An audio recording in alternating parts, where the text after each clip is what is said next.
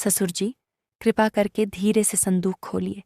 अगर आज सासू माँ जीवित होती तो यह देखकर उनकी जान ही निकल जाती। मैं लगातार विनती कर रही थी, पर ससुर जी ने मेरी एक न मानी। जो उनके दिल में था, उस दिन उन्होंने वह सब कर ही डाला। आखिर यह सब हुआ कैसे? वह पूरी कहानी मैं तुम्हें सुनाऊंगी। मेरा नाम माया है और मेरी उम्र 25 साल है। मैं और मेरे ससुर जी पुणे के एक मकान में रहते हैं।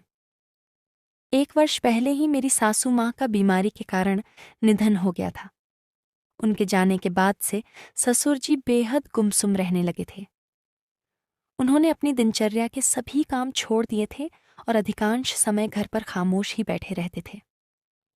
मेरे पति कुछ वर्ष पहले एक दुर्घटना में हमें छोड़कर चले गए थे और तब से मैं एक विधवा का जीवन अपने ससुर जी के साथ ही गुजार रही हूँ। घर की पूरी जिम्मेदारी मेरे कंधों पर आ गई थी। मैं हर रोज घर का सारा काम निपटाकर ऑफिस के लिए निकल जाती थी। मेरे जीवन में अब कोई अपना कहने वाला नहीं था। पति नहीं रहे, माता पिता भी नहीं थे और अब सासू माँ भी चली गई। शादी से पहले मेरा एक प्रेमी था, लेकिन उसने भी मुझे धोखा दिया था। उस घटना के बाद से प्यार जैसी भावनाओं से मेरा विश्वास ही समाप्त हो गया था। सच कहूं तो मेरे जीवन में केवल अंधकार ही बचा था। ससुर जी का अकेलापन मुझे बहुत चुभता था। मैं चाहती थी कि वह दोबारा पहले की तरह हंसते बोलते हुए अपनी जिंदगी जी। पहले वह अपने मित्रों से मिलते थे, उनके साथ बाहर जाते थे, पर सासू माँ के निधन के बाद उन्होंने घर से निकलना ही बंद कर दिया था। ज्यादा से ज्यादा पास की दुकान तक सब्जी लेने चले जाते। बस बाकी समय वे टीवी देखते रहते थे। क्राइम शो उनका पसंदीदा कार्यक्रम था। जब भी मैं ऑफिस से लौटती तो उन्हें वहीं देखते हुए पाती। मुझे वह कार्यक्रम कभी अच्छा नहीं लगा, क्योंकि उसमें हमेशा किसी न किसी महिला के साथ कुछ गलत ही दिखाया जाता था। मैं अक्सर सोचती थी, क्या मैं उन्हें फिर से पहले जैसा बना सकती हूँ? क्या कोई ऐसा तरीका है जिसे उनकी बेरंग जिंदगी में फिर से खुशियां भर सकूं? एक रात की बात है, लगभग 2 बजे होंगे। मैं पानी पीने के लिए उठी। ससुर जी ऊपर के कमरे में सोते थे और मैं नीचे वाले कमरे में। तभी ऊपर से कुछ गिरने की आवाज आई। घर में घना अंधेरा था। मैं डर गई।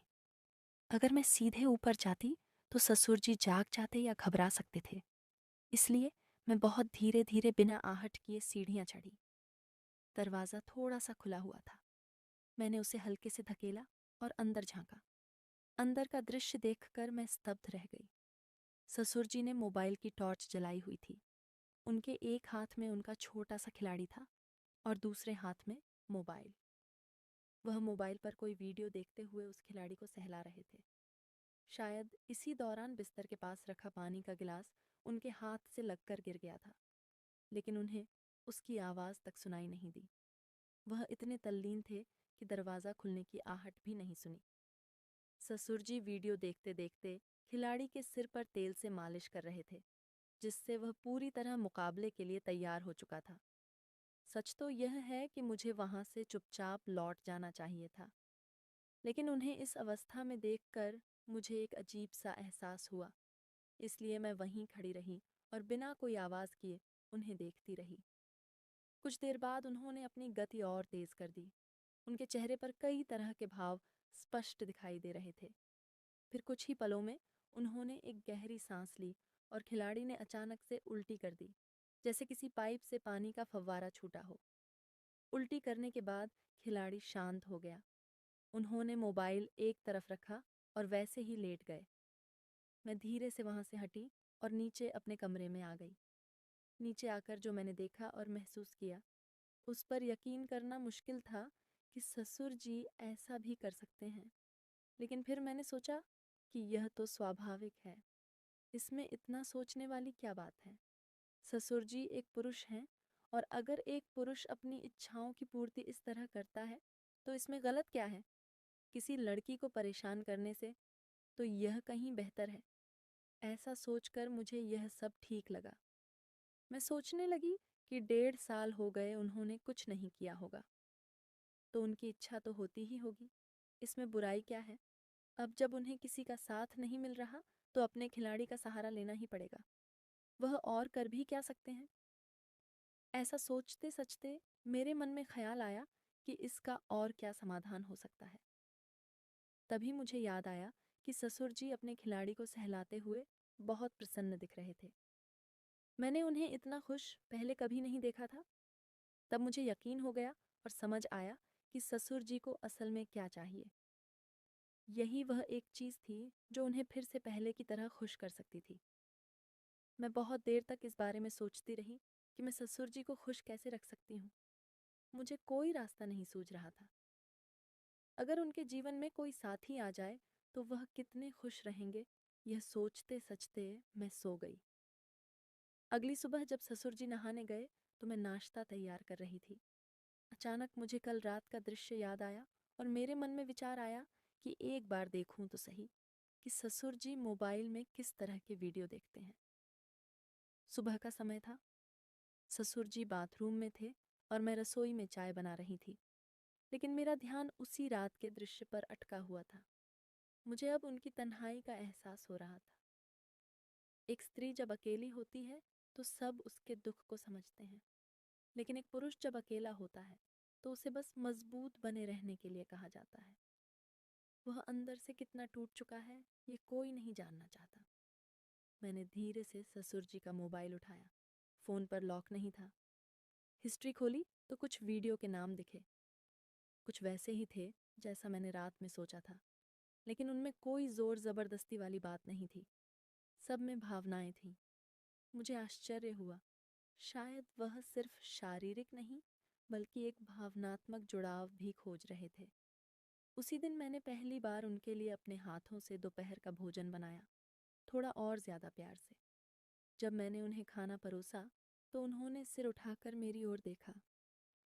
बहुत समय बाद उनकी आंखों में एक हल्की सी चमक दिखाई दी। माया, तुम बहुत थक जाती हो। आराम भी कर लिया करो, उन्होंने कहा। मैं मुस्कुराई। आपके लिए जो भी करती हूँ उसमें थकावट नहीं होती। वह कुछ नहीं बोले, बस एक लंबी सांस ली। शायद उनके मन में भी बहुत कुछ चल रहा था। उस रात मैंने खुद से पूछा, क्या मैं उन्हें फिर से जीने की एक वजह दे सकती हूँ, और क्या वह वजह है मैं खुद बन सकती हूँ। इन्हीं सवालों में घिरी हुई मैं उस रात सो गई। अगली सुबह मैं किचन में चाय बना रही थी, लेकिन मेरा ध्यान ऊपर वाले कमरे की तरफ ही था। ससुर जी नहाने गए थे और उनका मोबाइल नीचे मेज़ पर रखा था। मेरा दिल ज़ोर ज़ोर से धड़क रहा था, पर मेरे हाथ अपने आप उस फ़ोन की तरफ बढ़ गए। फ़ोन अनलॉक था।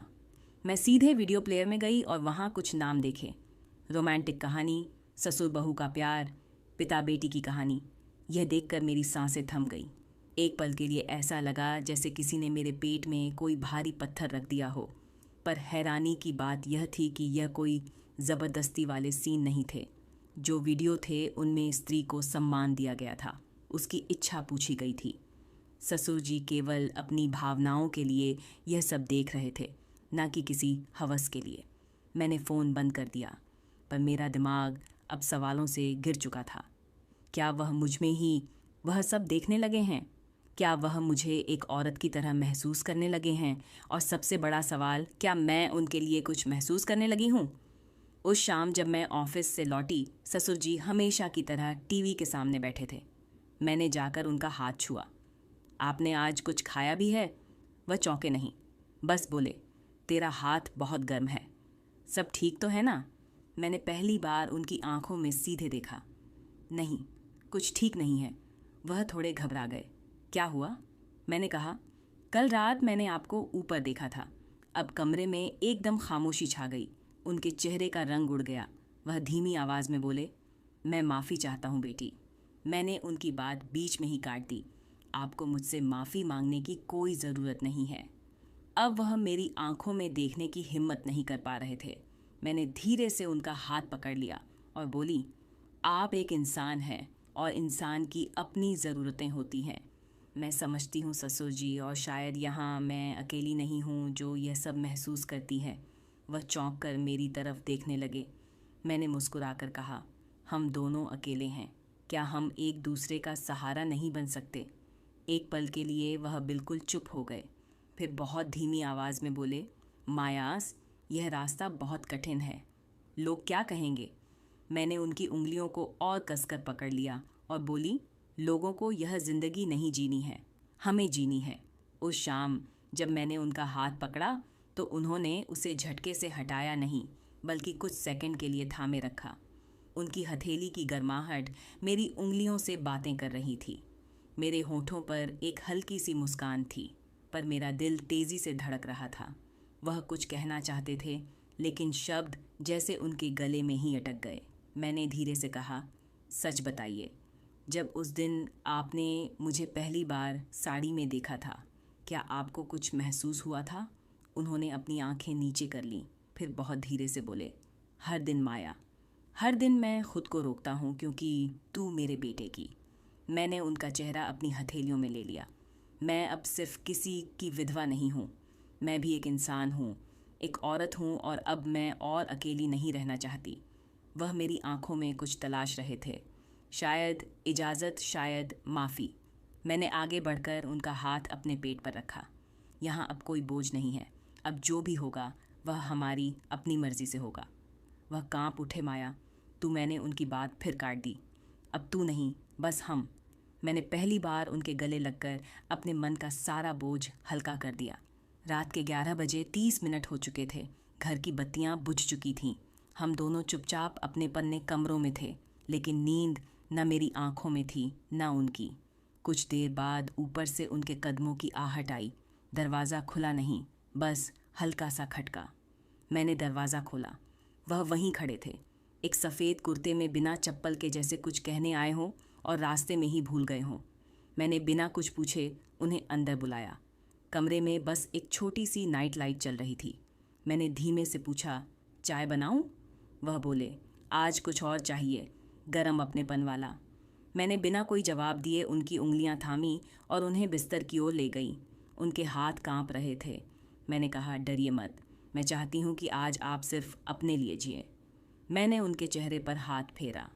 बूढ़ी झुर्रियों में एक दर्द छिपा था, अकेलेपन का, अपराध बोध का, और कहीं दबी हुई एक उम्मीद का। मैंने उन्हें अपने करीब आने दिया। पहली बार हमारी सांसें एक दूसरे को महसूस कर रही थीं।